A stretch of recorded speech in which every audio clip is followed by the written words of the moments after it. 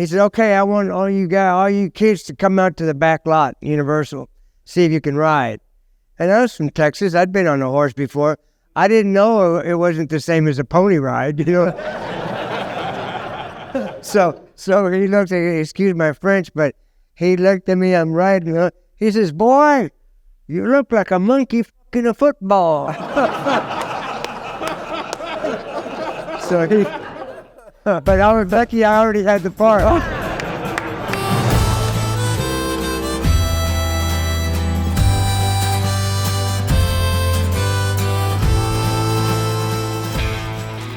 Hi, I'm Rob Word. Welcome for A Word on Westerns. There are a lot of classic Westerns out there, some made in the 30s, some in the 40s, and the more recent ones, like Silverado, and I call that a recent one because otherwise I'm going way back to the big trail. Silverado had a breakthrough part for Kevin Costner, and somebody in there who played a bad guy, and it was an early role for him, too. He's here today. He's multi-talented. He's an artist. He's a dancer. He's a fashion plate, as you're going to see right now when I introduce Pepe Serna. Come on out. Good to see you. You too. Look at this. But dime store cowboy. Well, you're looking mighty sharp, cowboy. Thank you. I'm so glad you're here, and I want to talk about Silverado because I know when it first came out, it was a flop, and it killed Westerns. Everybody said, nobody wants to go see Westerns anymore. It came out the same year as Pale Rider, which also underperformed. But then there was a little something called home video, and it went through the roof and turned into a blockbuster and has only grown in stature. Silverado, how were you cast in that? Just through my agent and the casting director. I think he had seen Scarface. And so that was the obvious thing, the guy from Scarface was thinking. But I was sure that when they gave me the part that they were going to change my name to Pancho. But being from Texas, I always wanted to play a shit kicker, you know. So I wanted to be, you know, the guy that I grew up being, you know. Is that a problem, you know, being typecast and being called Pancho and stuff early on? Because your career, your roles show such a diversity. It's like, yes, I'll do that part, because it's different from a lot of people who get so typecast early on, and you've not been. Yeah, well, part of it is that when I landed in an improvisational group, the Second City group, and we did totally improv every time for 7 years. So I wasn't hung up.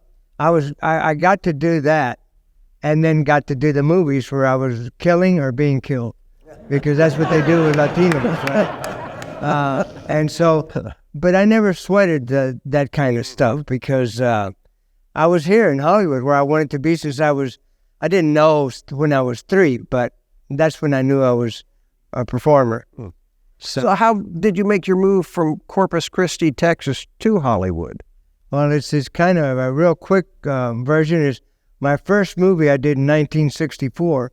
I was a bullfighter, and it got destroyed in a hurricane. But before that, the agent got me a job at the New York World's Fair as a barker at the Moroccan Pavilion, where, by the way, I got to see Gabby Hayes in a little golf cart with two of the most beautiful women, and he was so dapper, and I said, wow. And somebody accused me earlier of looking like Gabby Hayes. Well, you've got teeth, though. Yeah. Did he have his teeth out when he was driving? No, he had a nice set of teeth. Well, he was in sartorial splendor like yourself. Yeah. The film that I see in your credits that to me is like, wow, this is a great part, in the Henry Hathaway Western with Gregory Peck and Robert F. Lyons and Paul Fix and Jeff Corey. What a cast that is. Shootout. Yeah. So how did you hook up with Hal Wallis, I think, produced that? Yeah, well, I had just done a movie with Hal Wallis, Red Sky at Morning, with Richard Thomas, Desi Arnaz Jr. in Santa Fe. Hal Wallis took a liking to me. And then Martha Hyer, his wife, said, well, what about that other Mexican kid, you know? And so then I got the part. But when I got that part, the character's name in the script, no, was Andy Luke. Mm-hmm. Andy Luke. But they gave me the part and made me half Mexican, half Indian. But they just put me in buckskin and left everything else the same. Mm-hmm. But I was straight out of Texas, so I just played it like Andy Luke. Golly, Bobby Joe, why'd you do it? You know, I'd done No Time for Sergeants and in high school, so I just went right into that character. Well, it worked, but you guys were like three badass guys. Wasn't John Chandler Davis one? Oh, man, what a great guy he was. He's amazing. Tell me about him, because he's gone, and I see him popping up in different things. I remember him from a TV series called The Rough Riders with Kent Taylor, and he was a regular on that, and he played tremendous bad guys in Audie Murphy movies and everything. What was he like to work with? He was really nice, just quiet.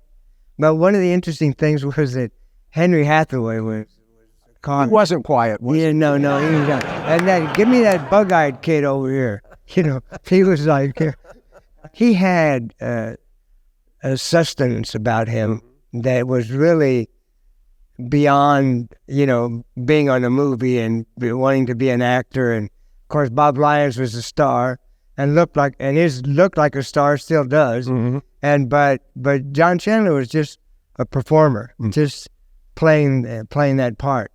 Well, Hathaway had just come off of True Grit, I think, before that, and so he was riding high, and his career had gone back into the 30s, The Lives of a Bengal Lancer with Gary Cooper, and just so many classic films. But I always heard he just shouted and was mean to people. And well, you know, his thing is that he always had a cigar, and he was right next to the camera doing the dialogue with you. And if you weren't in lip sync, then you had to do it over. Oh, cool. That's the famous story of Dennis Hopper having to do the 52 takes. And From Hell to Texas. Yeah, that's when he got 86. But Henry Hathaway is also the guy who brought him back. For True Grit, you know, that was a great role. Yeah. But was he nice to you? Oh, yeah. He says he was kind of upset because we went from New Mexico because it snowed early. And so we went to Bishop and we were filming, and there was only 2 outfits for me. So he wanted to hose me down. And no, he wanted to put the oil on so it looked like I was wet. But the wardrobe designer said, Pepe, I only have two outfits. Would you mind if just getting wet and staying wet? And I said, sure. What was the temperature there? It was December, so it was cold. But so he said, he looked at me and says, are you going to shiver, boy? I said, no, Mexicans don't shiver. You know, and so I didn't either. I laid in that pool of water, just knowing how lucky I was to be in Hollywood making a Western. Mm-hmm. What was Gregory Peck like? He was the best. Mm-hmm. He rode up on his horse at lunch one day. And my wife had on her a leather jacket she had made. And he rode up and he says, I love your jacket. And we're looking around to see who he's talking to. And then I said, oh, she made it. And he says, oh, I want one for my wife. Wow. And I said, well, we have 5 of them that we're working on up here. He says, we'll come to dinner tonight to the condo and show them to Veronique, to his wife. So we took them and he said, they're great, but I want one exactly like Diane's. So then he invited us over to his house, and to try to shorten the story, he was having a dinner party, but he stayed with us for another hour. And his daughter kept coming out, Dad, all the guests are here, But he stayed with us for an hour telling me about the story of his great uncle from 1906 who was a poet in Ireland and who had died in a prison. But so he's the kind of, guy. If he was really nice, he would have said, bring these jackets in here. We're going to sell them to the group that's waiting. Yeah. I'll buy one for everybody. Well, I'd love to see that jacket or photos of it. Did you take any candid photos during the shoot, or are you so busy working? I didn't know about that then. Mm-hmm. Not till I got Luis Reyes as my publicist that he made me understand what pictures meant for the future. Well, we should do a selfie then before you go. Oh, let's do. All right. But, you're just in your sartorial splendor, and, I just feel left out. But and these boots, can we get a close-up of these boots right here, too? These were made for me in Houston, Texas. I do a lot of motivational work with kids, and I did an event for these schools, and they said, hey, we'll make you a pair of boots, and they did. So, well, you do a lot of charity and motivational work, too. When did you start doing that? Since forever. Really? I mean, I was the original poster boy for the Boys Club in Corpus Christi, Texas in 1957. And Jane Mansfield came with Mickey. No wonder you went to Hollywood. Yeah. That's that. I had goo eye. Yeah, so anyway, it was, so I started to say from my first movie in Corpus, then I went to the World's Fair, and then I went into the Marines for 6 months, and the Marines was another. I said, it's going to be, I was just a reserves. So I knew I thought I was going to be out in 6 months, and I was. But I said, my drill instructors or my directors, I'm going to make a movie. I was pretending to be making a movie the whole time, so I had the time of my life. What a fascinating idea, way to get through that, too. Yeah, I've always had that. When it's a good thing, it was authenticated that it's better to have a low IQ than a high IQ, because when you have a low IQ, you don't have to think. I made the cut.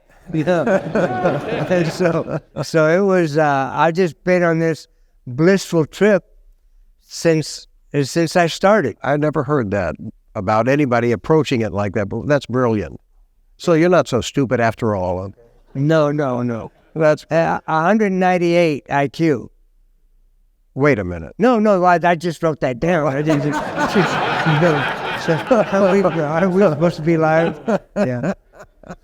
Silverado. Let's get back to that, because that has grown in stature, and a breakthrough part for Kevin Costner, because Lawrence Kasdan, who wrote and directed that, Kevin was in the big chill as the dead person they all gathered to pay tribute to, and he cut all of his scenes out of the movie, so he felt so bad about it that he gave him this flashy showcase of a role, and he really was twirling his guns, and it was just so odd, upside down, hanging from stuff. Yeah. Riding bareback. He's a good hand. Yeah. What was he like at that time? He was good, and we had worked the movie with Kevin Reynolds with, they're driving across Texas from Austin, and it was Kevin Reynolds' first film as a director. And you worked on that? Yeah, I was worked at a gas station, and they came in with their car, and so I knew Kevin, and I had met him on Car Wash. He came on the set when he was still in school, wanting to be an actor. So yeah, he was. It was great because we got to watch dailies every night with popcorn and beer, and it was. I don't do them. Everybody seemed to have had a great time on that. Scott Glenn and Kevin Kline and Brian Dennehy was wonderful in that. Everybody had this little bit of energy in it, and there you are as a bad guy. Walter Scott was one of the bad guys with you, and Bob Terhune. Jeff Goldblum. What a magnificent cast. At the time when it came out, I was a little disappointed, but I watched it again the other night, and I've seen it several times since then. And Jimmy Gammon, giving away our best hideout? Are you crazy? I mean, there's so many wonderful scenes in that. He's the best. And Kevin ends up shooting you. Yeah, because I stole his gun. Yeah. Yeah, and what was it was just great to be on a Western and getting to it's always great. Westerns are the best. That's what most of us grow up being. I don't care if you're from New York, you want to be a cowboy. Yeah. Well, those of us from a certain era did anyway. We grew up watching them, and it does seem like they're back. You also did a Kung Fu with David Carradine. Yeah. I liked those too. Yeah, that was great. And I got to do that, and Gilbert Rowland was also in that same segment. And when I got home, when I finished the Kung Fu, before I just flashed on me, I was on a horse, and the horse just took off. And I'm not the greatest horseman, so the horse is going, and the director, I almost ran the director down, And he looked at me as I passed by him, and he just looked at me like, oh. You know. But another good about horses with Henry Hathaway, he says, okay, I want all you kids to come out to the back lot, Universal, see if you can ride. And I was from Texas. I'd been on a horse before. I didn't know it wasn't the same as a pony ride. You know? So he looked at me, excuse my French, but he looked at me, I'm riding. He says, boy, you look like a monkey f***ing a football. But I was lucky I already had the part. But thank God for their stuntmen. Always had our back, you know, and so they trained me every day. We were there for a couple of weeks before we started shooting. Then another film that is a classic that few people saw when it first came out, and it's the Ballad of Gregorio Cortez. And you talk about another wonderful story, a true story, with a cast, Edward James Olmos. I know you're close friends with him, and Barry Corbin and Jim Gammon again, and our friend Tim Scott. Tom Bauer. Oh, Tom was part of the development of it too, wasn't he? Yeah, from Sundance. Yeah, he got all the guys for it. So, and it had $1 million budget. Were you friends with Olmos before that? Or? Oh, yeah, the very first day we worked together. That's another long story. Well, we got a little time. It was on a medical center. I was an offshoot of medical center, and I was going to be a regular, and Eddie was just going to be, he was just going to take a hit and go into a wall. But he says, so Gene Reynolds says, he was the director, and he says, are you boys ready? And we said, yeah. Eddie says, excuse me, could I have some cardboard boxes back here so that he wouldn't go? I mean, I'm 78. I'll still go into that wall head first because I don't know any better, you know? I mean, I grew up playing cowboys and jumping from my roof. I just say, well, parents wouldn't let you do that anymore. Well, they shouldn't have let you do it then. No, but I got to be in Mosby's Rangers when I was 7, 8, 9 years old. And Disney film? No. It was a homemade imaginary film in Corpus Christi through my friends. We'd be galloping, acting like we with the towels around our heads, you know. No wonder you couldn't ride. Yeah. So with Ballad of Gregorio Cortez, I mean, that must have meant a lot to everybody who was involved. Yeah, it was. It was working with Bob Young, you know, who I knew. Now, this is a true story. If you all don't know the story, in Spanish, there was a misunderstanding about the gender of a horse that Eddie mentioned, and Tim Scott's a deputy, and he comes in because of the misunderstanding. Pepe gets shot and killed, and Olmos is on the run, and it's a true story where he outran this posse for weeks. Yeah, and it's really a nice film, and because of the low budget, I think everybody was just right there. And it was Villalobos shot it. And the one scene, if you ever get to see it, is Eddie can ride. And he shows it in that. Yeah, he had a horse growing up in East LA. Go figure. but no pony rides for him. No. And he was the real deal. I couldn't believe it watching him. And that one scene where he takes a horse down to put the bridle back on, but it's like a dog. He turns it over on its side, and then Ray Villalobos, the cinematographer, said, Bob, get the other camera. And so they had 2 cameras on it, just one shot. And it was just beautiful. He did something in that I'd never seen in the film. I go, this is so smart, where he unsaddles his horse real quick, puts the saddle blanket over the barbed wire fence and jumps the horse and takes it, and they go, we can't go through here, you know. Yeah, just a wonderful movie, and it's heartbreaking. And it was. That's what that brought the Texas Rangers back. They were on their way down, and because of all the publicity for that event, there was like 10, 11 days chase to the border, following Gregorio Cortez. It was good. Well, you mentioned Ronaldo Villalobos, who shot that, and he ended up shooting Conager, that Sam Elliott and Catherine wrote and produced together, but Bob Totten was the original director on that. What happened? I don't know. I only knew that Ray invited me to be in it. And, agents are just fabulous because they never want you to do anything, because they're never paying enough money. Yeah. And lucky for me, I never cared about that. That's a classic. Yeah, because I had a wife already, 54 years now, that kept every penny. So I didn't. Sure, let's hear it for that. I could do anything. I didn't care about billing or money. That's because she's selling a lot of those leather jackets. Yeah. Possible. Yeah. Yeah. So, but getting back to Eddie, the first day we worked, he says, after he says, take that hit into the wall, he says, look, I have a script, and you're going to be the guy who kills me. I'm going to direct it. And I'm looking at him, and he's Eddie James in the Pacific Ocean was the name of his rock and roll group at Gazzari's. And he was telling me that Jim Morrison stole all his moves. Really? So I'm saying, this guy really thinks big, but he says, and so 14 years later, I'm the guy that killed him in American Me. That he got from being an extra on Aloha, Bobby and Rose with Floyd Mutrux directed. And I don't know, how could he get a script from a writer-director, an extra? That's Edward James Olmos. What would you call that quality that he has?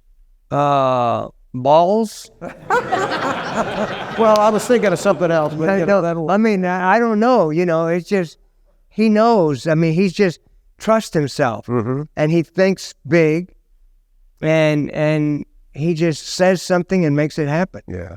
I know he's supported your art. Yeah. Pepe is a fabulous, unique artist. Your work, how would you describe your artwork? Primitive, colorful, a lot of, just joyful. Like I like colors. And my wife created me as an artist. She's Caucasian, but if you see our house, it's every color in the rainbow and all the artwork and stuff. And it's fun to celebrate, to wake up to colors. So I can't wake up unhappy. You got killed in Scarface, so let's talk about that film, because that film, everybody knows the dialogue from that movie, and it just was a hit with every gang member there is, I think. Yeah, well, it was mainly the Cuban, because it wasn't a hit at first either. No, it was on video. The rappers made it. The hip hop artists brought it to the fame. How? Just because they loved that gangster stuff, and they started singing about it and putting him in songs, and so just promoting Scarface. They loved it, and they got it. Because of the early days of film, where you'd have Jeff Chandler as Cochise and Rita Moreno as some Indian maiden, and you've got Al Pacino, an Italian, as a Cuban. What is your feeling about that sort of thing? I'm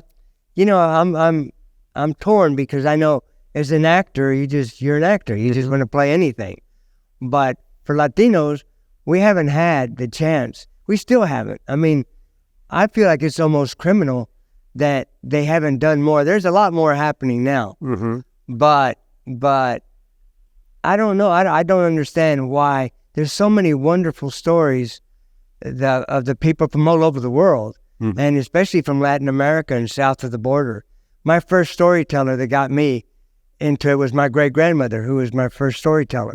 And she's the one who captured my imagination. What sort of stories did she tell you? I remember always about a bouncing ball coming down the stairs, and wherever it landed, that's where the gold was. And then, the horror, the scary parts of that. But she just would make them up. She was 98 when she died, and she smoked since she was 7. So she would be talking, and she was a great character. You did a film where you could have been from anywhere, except it was The Man from Reno. Yeah. That's a nice little movie. I just watched that the other day. It's half Japanese, half English. And the star, Ayako Fujitani, is Steven Seagal's Japanese daughter. And she's very good. And she is excellent. And she's a great writer, too. She's written all kinds of novels. The way it's shot, it's so beautiful and so surprising. The different angles and positions where the camera is, it just is so involving. Yeah. Your characters, it's a mystery. It's very good. The first movie I made with him, I had done 2 movies with him, but after the first movie, he says, I'm going to write a lead for you. And about 7 years later, he came with the script, and where I got to play a sheriff. Yeah. In Northern California. And yeah, I'm Mexican-American, but that's just because I'm Mexican-American, not, I don't think if you're up here looking at me, you're not thinking, oh, that's Jose, that's the Mexican-American guy. No one would think that. I'm not, because that's not, I was born at the Corpus Christi Naval Base. So I was 100% American, and I was 100% Mexican-American. What did your mom and dad do? My dad actually got Exxon oil to where it is today. I hope you've still got some stock. No, he didn't get nothing. He was a Mexican worker. Oh. Right? So no, this is true. He was the first Latino landman in Corpus Christi for Humble Oil Company. It was Humble Oil before it became Exxon. So he did all the land leases for all the people who own ranches throughout South Texas for the company. But my dad never cared about, how about me? Where the other guy, Sanchez, that was from Laredo like he was, ICB Bank, he did it for himself, said, those 100 acres are for you, but these 10 are for me. They said, you're nuts. Okay, you don't get these 100 acres.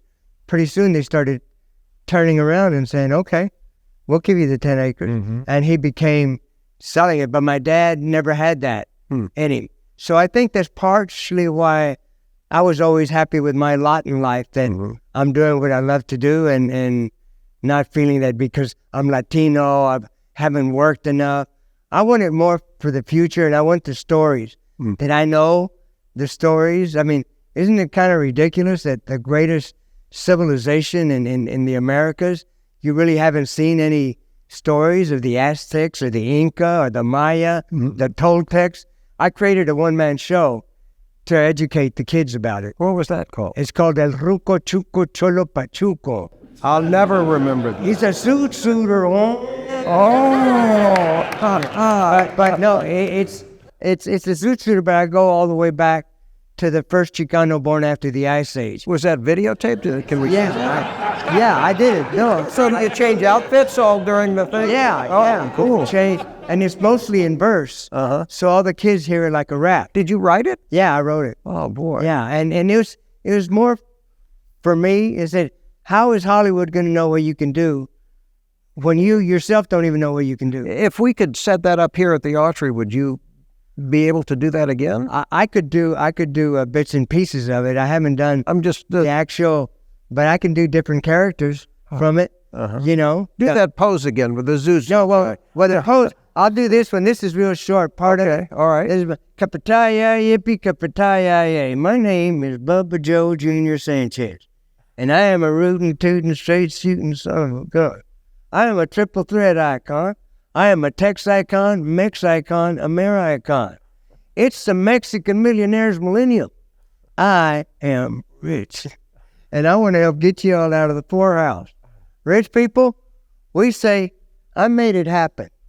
Poor people say, what happens, happens. It's meant to be. Lo que quiere Dios. Whatever God wills. Well, my God told me in no uncertain terms that was good for the goose is good for the gander. Amigos, I'm here to inspire you, inmigrantes, estudiantes, profesionales, to learn to speak, read, and write in English y Español, English and Spanish, because in order to beat the gringo at bingo, you gotta learn the lingo. Let's hit it for Pepe Serna. Thank you. Excellent. You have a good time? Good. All right. Good. Great.